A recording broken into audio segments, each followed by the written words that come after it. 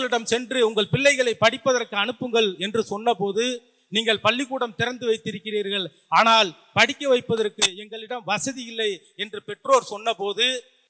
கல்வி கட்டணம் நீங்கள் செலுத்த வேண்டாம், உங்கள் பிள்ளைகளை பள்ளிக்கு அனுப்புங்கள் என்று கலைஞர் சொன்னார். கட்டணம் வேண்டாம் என்பது சரி, எங்களால் புத்தகம் வாங்க முடியாது என்று சொன்னபோது, புத்தகங்களை அரசாங்கம் தரும், நீங்கள் உங்கள் பிள்ளைகளை பள்ளிக்கு அனுப்புங்கள் என்று திராவிடர் இயக்கம் சொன்னது. புத்தகங்கள் மட்டுமல்ல, புத்தகம் வைப்பதற்கு பையையும் நாங்களே தருகிறோம் என்று திராவிடர் இயக்கம் சொன்னது.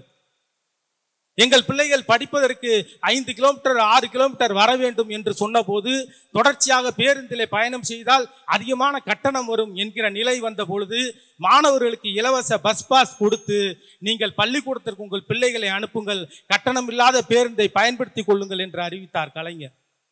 ஆக எல்லா வகையிலும், அதே போல பெண் பிள்ளைகள் ஆண் பிள்ளைகள் கிராமங்களிலே இருந்த பொழுது, பேருந்து வசதி இல்லாத சில ஊர்கள் இருந்த பொழுது, அனைத்து மாணவர்களுக்கும் மிதிவண்டி வழங்கி எப்படியாவது உங்கள் பிள்ளைகளை நீங்கள்